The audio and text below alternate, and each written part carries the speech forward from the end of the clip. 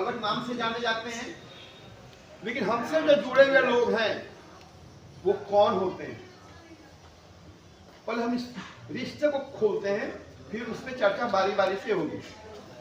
सबसे पहला संबंध होता है जिससे हमारी पहचान होती है, माँ। इसके बाद सारी दुनिया यही बताती है कि कौन क्या है। पिता की भी पहचान माँ ही कराती है। माँ ना कर दे, कोई आपका बाप हो सकता है क्या? माँ ही बताएगी कि आपके पिता कौन है। इसलिए माँ को ईश्वर माना गया है। तो माँ के बाद ये सारे रिश्तों माँ ही बांधती है हर रिश्ते पे। ये तुम्हारी दीदी है, ये तुम्हारी दुनिया है, ये है वो है। चलिए, पहला पॉइंट है कौन रोता है। अभी रिसेंटली 2-4 दिन पहले की घटना है। एक माता पिता है, माँ भी आई। ऑफिस कुछ कहना चाहता है, दोनों सुनने को तैयार ही नहीं है, अपनी ही कहानी सुना रहे हैं। पिता अपना शुरू कर दिए तो मुंह बंद ही नहीं हो रहा है, माँ अपनी शुरू कर दिए मुंह बंद नहीं हो रहा है। ये क्यों होता है? आप भी वही करेंगे, हम भी वही करेंगे। जब आपका कोई है ऐसे कोई जिंदगी में प्रॉब्लम है तो आप परेशान हो जाते हैं ना। सब मशीन में डाल दो, एकदम शुद्ध होकर निकल जाए। तो वो बोले जा रहे, क्यों होने का नाम ही नहीं रहे, कुछ नया बात सुनने को तैयार नहीं।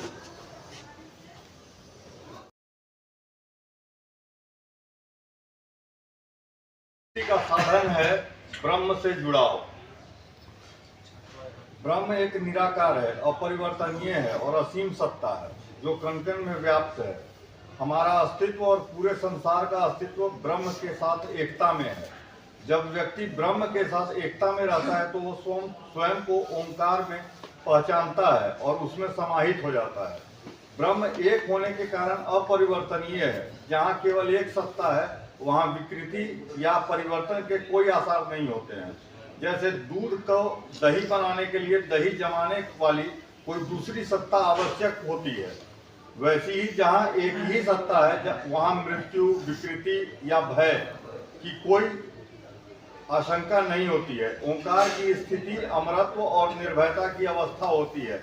इसमें दुख या किसी प्रकार का विषाद नहीं होता है। जब व्यक्ति ब्रह्म के साथ जुड़ता है तो वह मृत्यु और भय से मुक्त होकर सुखी जीवन जीता है। आध्यात्मिक साधना और प्रमुख उद्देश्य यही होता है कि मनुष्य इसके माध्यम से अपने अस्तित्व की 3 अवस्थाओं जागृत, स्वप्न और सुषुप्ति को ब्रह्म ओंकार के समर्पण में लाकर एकता की अवस्था में पहुंच सके, तभी उसे पूर्ण सुख आनंद मिलेगा। इन 3 अवस्थाओं का अस्तित्व केवल भिन्न गुणों की उपस्थिति पर निर्भर करता है जो चेतन परिवर्तनशील है और स्थिर सिद्धांतों की प्रबलता के कारण उत्पन्न होती है।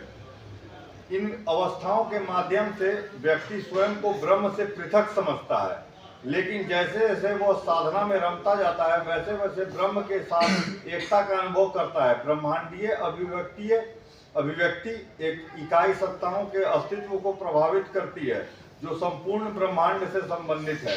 प्रत्येक इकाई सत्ता का अस्तित्व ब्रह्मांडीय विचार प्रक्रिया पर निर्भर उत्पन्न होता है और इनकी दुख पीड़ा अपने आप अलग हो जाती है और फिर इन्हें अपने विशेष अस्तित्व को बनाए रखने के लिए भौतिक रूपों में व्यक्त किया जाता है, जिसमें जन्म, मरण इत्यादि हैं। जब इकाई सत्ताएं अपनी अस्तित्व के अलगाव की भावना से मुक्त हो जाती हैं और ब्रह्मांडीय इकाई से जुड़ जाती हैं तो वे अपने कर्मों के परिणामों से मुक्त हो जाती हैं। श्री श्री आनंद मूर्ति। कितने लोगों को इनकी बात समझ आई? पेपर की जरा समझाओ। खड़े होकर पर नजदीक अंदर नहीं आना, कैमरा में नहीं आना, आ जाओ नजदीक, आ जाओ, साउंड आना चाहिए। हाँ वही बोलिए, आइए आइए और आगे आइए और आगे आओ बस। तो हर एक प्रकार का सफलता मिलेगा और मेरे मन में जो भी कामना रहेगा वो पूरा होने का समय आएगा। चलिए, आपने हिम्मत की बोलने की, यही सबसे बड़ी अच्छी बात है। बैठिए, थैंक यू। बहुत अच्छा लगा, कम से कम बोला नहीं गया। चलिए शुरू करते हैं, कुछ ना कुछ बातचीत होगी। जुड़ा हुआ है, आपके अपनों से जुड़ा हुआ है। अभी मैंने जानकारी भी दी कि कुछ लोग आए, उनका व्यवहार से मुझे लगा कि ये भी एक अच्छा टॉपिक हो सकता है, तो मैं आपके पास आज इस पे चर्चा कर रहा हूँ। लाइन आ गया क्या? इन्वर्टर है। अच्छा, चलिए ठीक है ना।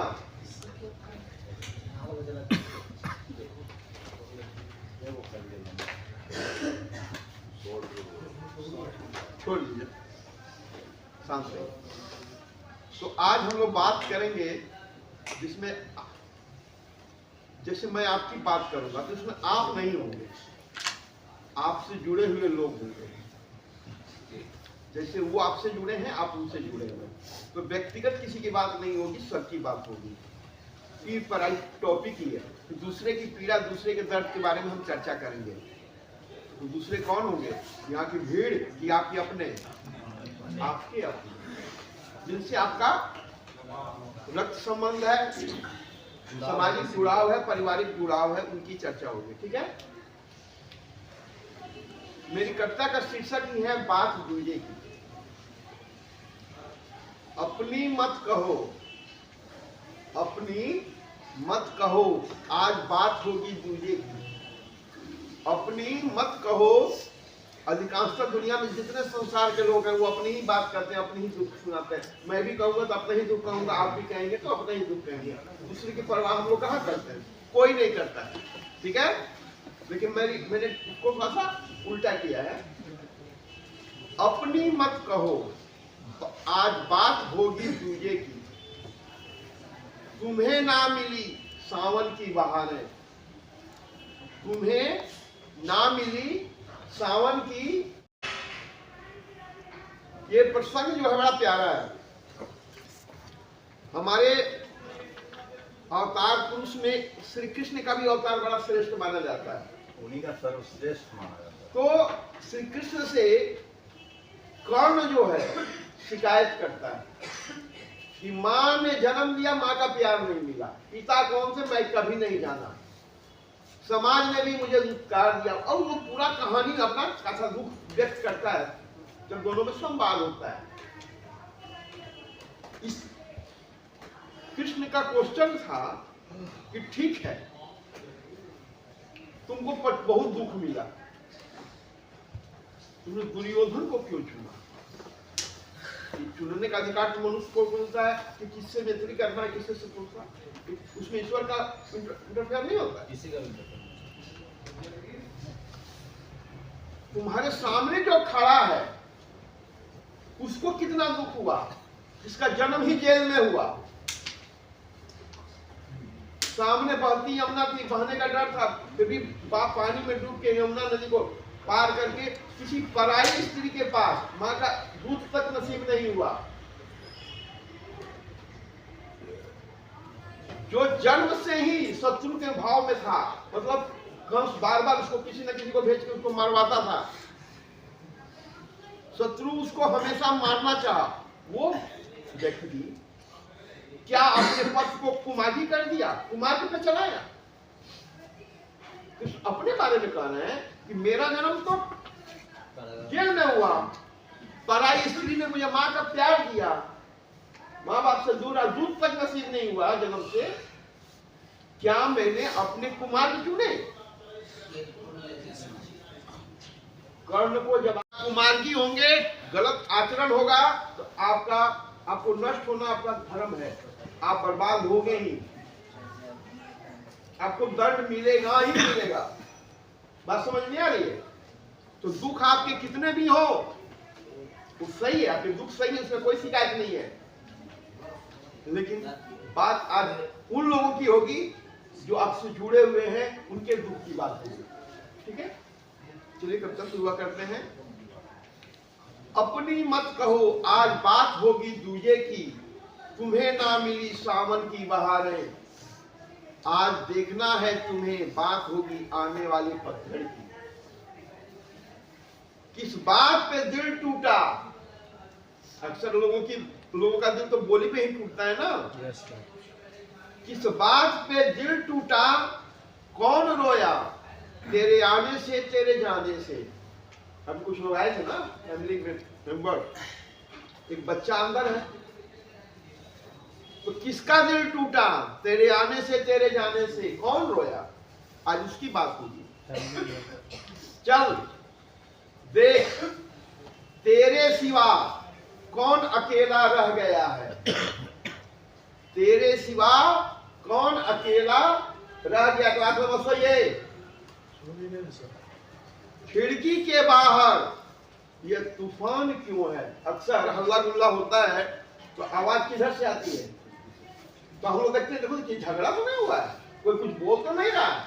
उसी को मैंने इंडिकेट किया है कि आज आप बार बार देखेंगे दूसरों के प्रॉब्लम्स को, दूसरे के दुख का।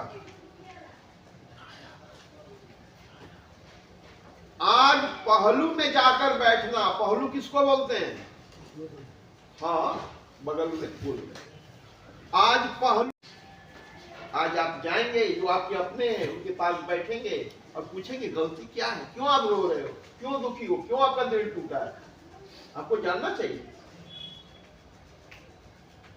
दिल तुम्हारा लरसता है, दुख का पहाड़ सीने पे लौटता है। अक्सर लोग कहते हैं कि बाप रे उसका क्या करे, हमारे सीने पे इतना दुख है, पहाड़ है ना। लेकिन आज आपको जानना है कि आपके अपनों के ऊपर क्या गुजर रहा है। ठहर, रुक, अपना हाथ बढ़ा, रुक जाओ 2 मिनट के लिए।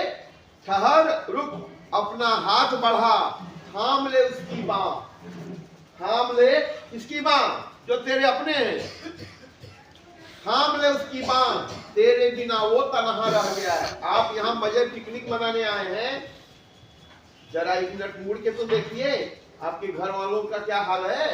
आपके बिना वो भी, उनकी भी जिंदगी कोई जिंदगी है। समझ में आ रही है बात। जो लेडीज अभी ऑफिस में आकर बैठी है उसकी उम्र होगी 70 से 80 साल की, कमर झुकी हुई, क्या करेगी ऑफिस में आके, वो क्या बनाएगी, पैसा देगी कि दवा देगी। लेकिन उसका अंश यहाँ है अंदर। जो भी रिश्ता बनता हो, दादी होगी, नानी होगी, बुआ होगी, मौसी होगी, माँ होगी, बहन होगी, जो भी बनता हो, वो क्यों आई है, क्योंकि उसको लगता है कि जाकर देखना चाहिए। यही काम तो आपको करना है। आप अपनों को खोजिए जरा, जो आपसे जुड़े हुए लोग हैं, कि आपके आने से, आपके जाने से, आपके कारण वो दुखी क्यों है, रो क्यों रहे हैं, उनका दुख क्या है। आज हम इस पे चर्चा करेंगे, ठीक है। ठहर, रुक, अपना हाथ बढ़ा, हाथ छोड़, या फिर कभी अपनी छोड़, आज फिर कभी बात होगी, अपनी छोड़ या फिर कभी आज तेरे अपनों की बात होगी। तुम्हारी बात नहीं होगी, आपके अपनों की बात होगी। तेरे दिल में रहते हैं जो तेरे अपने, किनकी बात होगी, जो तेरे दिल में रहते हैं। तो दिल में कौन रहते हैं, आपके अपने रहते हैं। चल आज तेरी उनसे मुलाकात होगी, आज किसी दूजे की बात होगी, आज किसी दूजे की बात।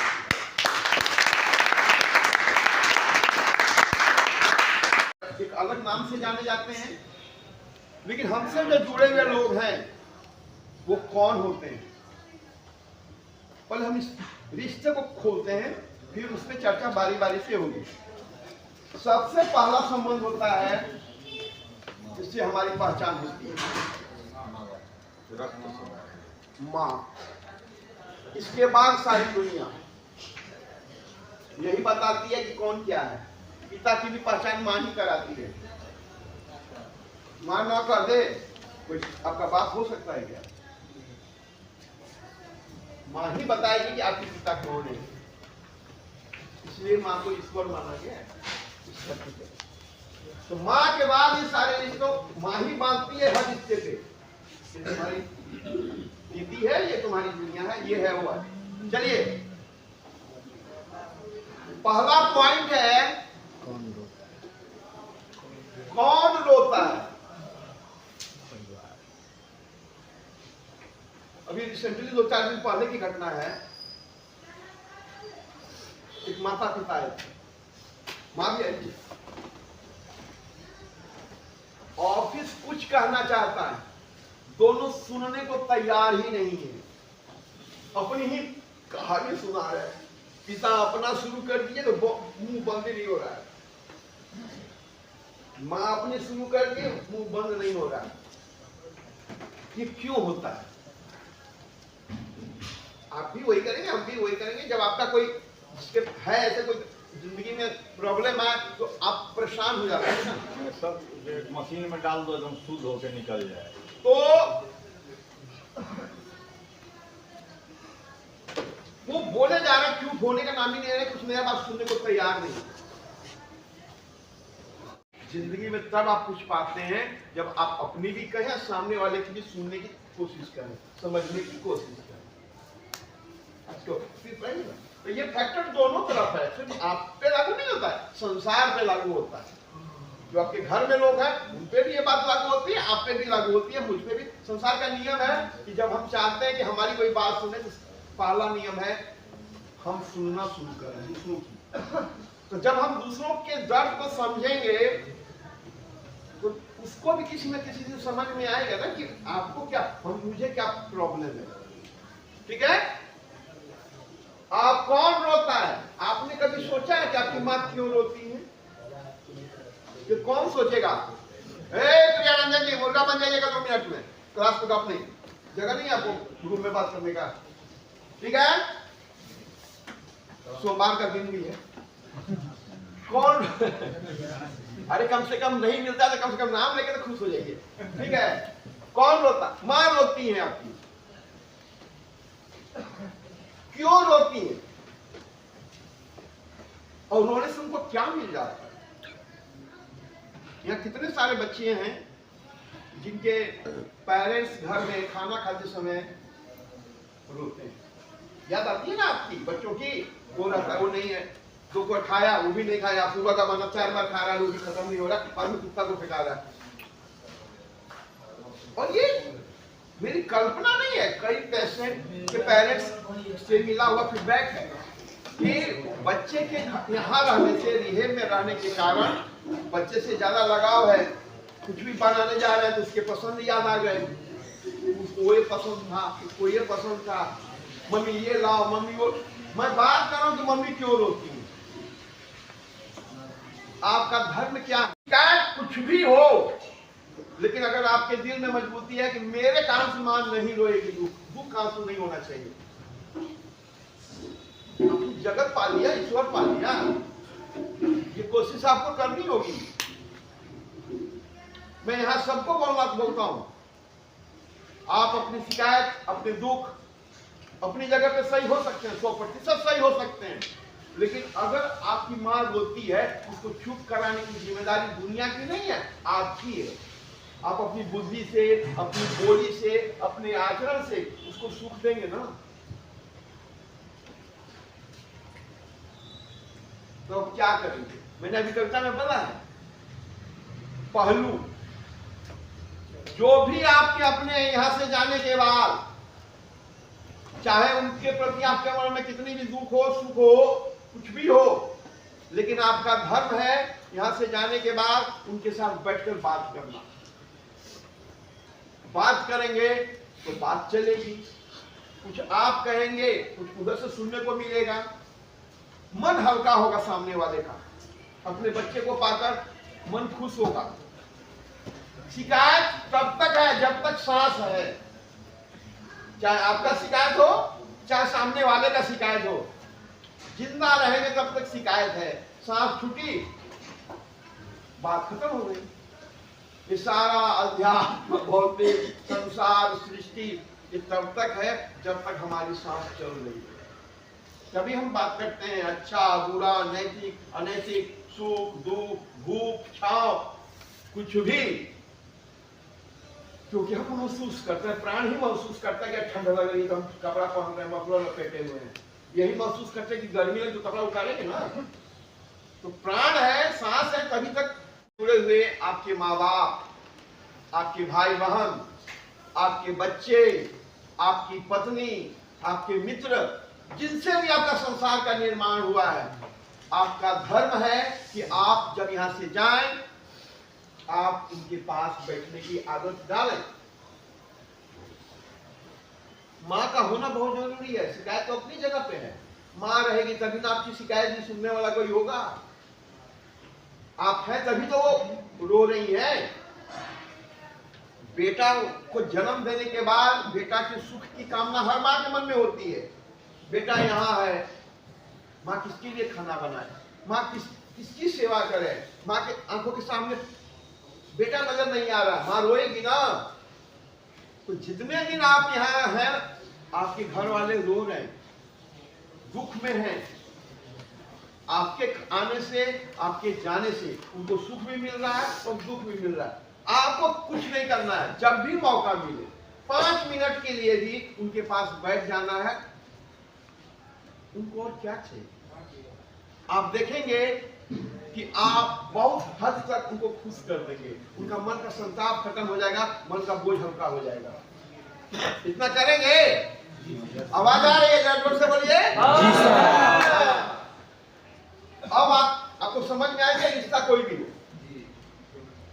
हो, अब तोड़ के नहीं बताइए, हर रिश्ते पर लागू होता है। क्यों होता है ये जानना बहुत जरूरी है। यह जितने सारे बच्चे हैं, मैं कभी भी किसी को नशा पर कभी भी कुछ समझाया हुआ कभी नहीं। वो तो सामान है, दिल बदल गया, सामान छोड़ देंगे कैसे घटना। आप महत्वपूर्ण है। तो जानना है कि जो रो रहा है, जो आपके घर के लोग दुखी है, वो क्यों दुखी है, धीरे धीरे क्यों दुखी है, तभी आप उसके निवारण के रास्ते खोजेंगे ना। जब आपसे कोई पूछेगा कि बाबू क्यों दुखी हो, खाना क्यों नहीं खाया, सुबह से बिना नहाए 4 दिन से क्यों, तो आप कुछ कारण तो बताएंगे।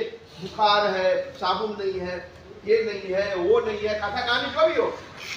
लेकिन आपको तभी जानकारी मिलेगी जब आप उसमें इंटरेस्ट लेंगे कि भाई ये दुखी क्यों है, क्यों रो रहा है, ये दोबारा ना रोए, दोबारा दुखी ना हो, उसका यही प्रॉब्लम है। सारे लोग संसार का दुख तो बताते हैं, क्यों है इस पे कोई सुनने को तैयार ही नहीं है। ऑफिस में मैं डेली देख रहा हूं, पेरेंट्स में तो सबसे बड़ा प्रॉब्लम है। किसी का भी पेरेंट्स हो या कई सारे लोग हैं, 10 लोग हैं तो 10 के हैं पेरेंट्स, अपनी ही दुनिया में मगन है लोग। आप जब सुनेंगे तब कोई सामने से कोई नई बात आपके दिमाग में जाएगी। दिमाग में है कि नशा करने वाला बहुत बुरा इंसान है, तो फिर बातें खत्म हो गई ना। देखिए, लेकिन नशा करने वाला अगर आपका बेटा है, तो जब बेटे की बात करेंगे तो नशा छूटेगा। लेकिन नशा करने वाला बहुत बुरा होता है, अपने पहला लाइन खींच दिया तो बात खत्म हो गई ना, शुरू कैसे होगी? आपका माइंड तो सेट है कि हर नशा करने वाला आदमी बुरा इंसान होता है। अगर आपका माइंड सेट है तो उसमें नई बात कहां से पैदा होगी? लेकिन अगर आपके दिमाग में है कि अंदर जो भी हो मेरा औलाद है, मेरा बेटा है, उससे आपको प्रेम प्रकट होगा। जब प्रेम प्रकट होगा तो बात चलेगी, बेटा जरूर मिलेगा, तो नशा छूटा। नशा का कवच यही उतार के फेंक दिया चैतुरी। बेटा मिल गया ना जी, बेटा को समझ में आ गया कि हमको क्या करना है अपने बाप के लिए, अपने परिवार के लिए, अपनी जिंदगी के लिए। ये ज्यादा महत्वपूर्ण है। तो जब भी आप घर जाएं, अगर कोई आपसे दुखी नजर आ रहा, धर्म है उनके पास में बैठे, उनके दुख के कारण को समझे। रास्ता कुछ ना कुछ निकलेगा, और कौन निकालेगा? आप ही निकालेंगे। कोई बाजार का आदमी नहीं आएगा। ये आपका धर्म है। कितनों भी आपको शिकायत हो अपने परिवार से, वो सही भी हो, लेकिन आपका धर्म है कि जब तक आपकी सांस है, आप अपनों से भी उतना ही जुड़े जितना आप जुड़ना चाहते हैं। पूछे क्या, क्यों रो रही हो माँ, क्या कारण है? कुछ तो कहेगी ना माँ, निवारण आप खोजेंगे ना। कौन रोता है आपको पता चल गया, क्यों रोता है आपका बातचीत शुरू हो गई। अब इसका कारण बताने के बाद दर्द पता चलता है। हाँ, ये दर्द क्यों है, इसका सॉल्यूशन भी आप ही को पता चलेगा। ठीक है, एक छोटा सा उदाहरण से समझाता हूं। अगर आप में से किसी की मां ने कह दिया और ये अक्सर होता है।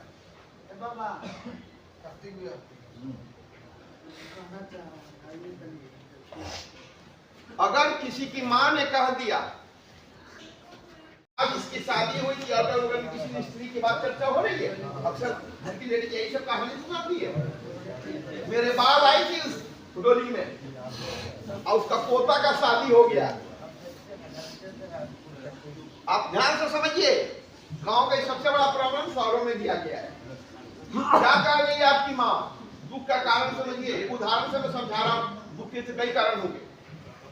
कि मेरे बाल जो फलनियां हैं, मतलब आपके घर के अड़ोस पड़ोस में, न तो रिश्तेदार में, बड़ा परिवार में, वो मेरे बाद आई है इस घर में दुल्हन बनकर, और उसके पोते की शादी हो गई।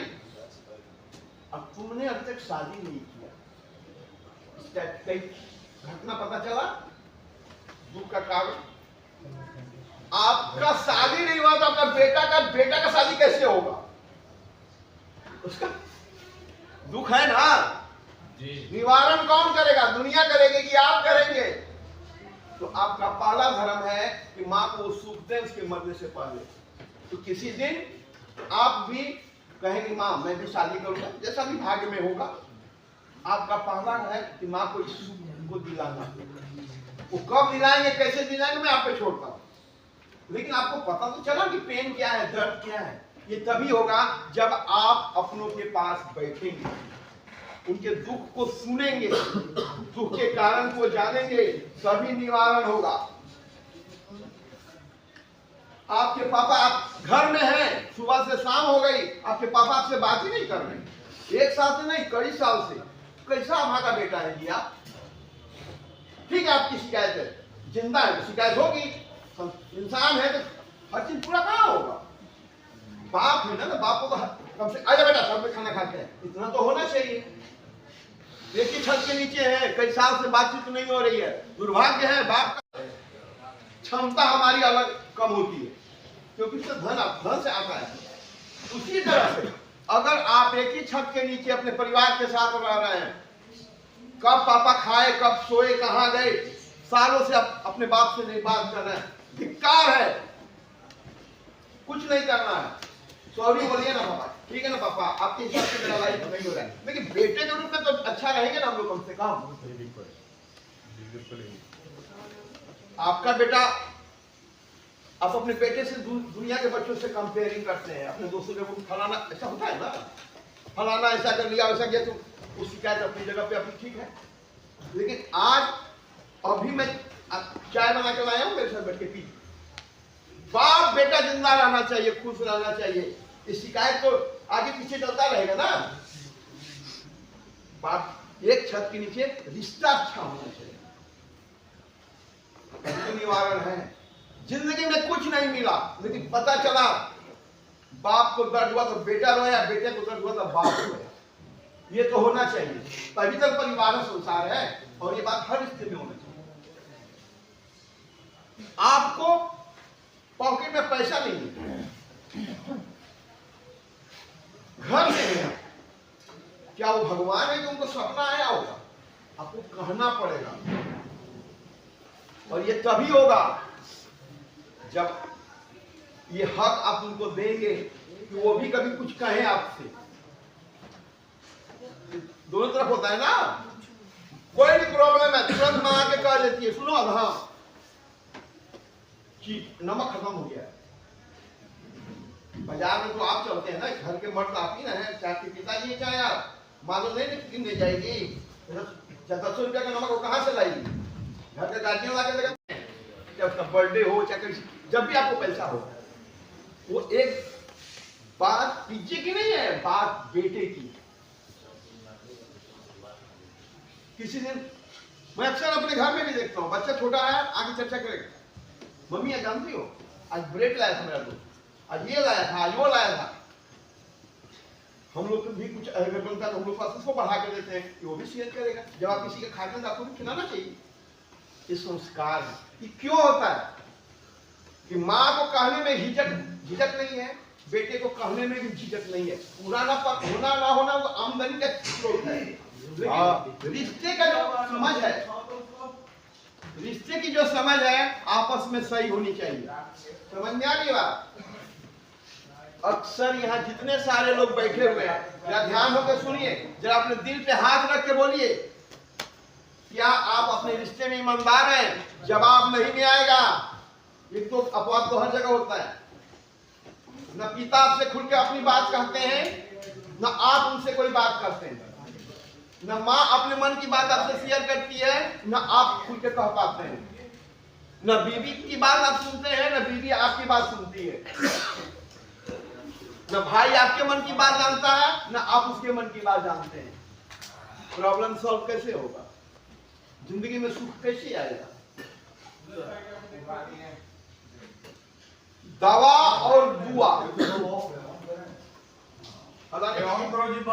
अरे ये साइलेंट में क्यों नहीं आकर स्विच ऑन कर रहे हैं? क्लास को क्यों डिस्टर्ब कर रहे हैं? दुआ और दवा।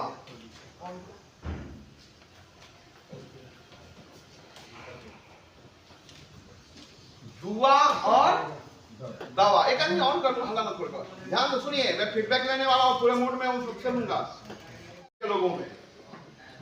तब होगा चाहे आप ही को, मम्मी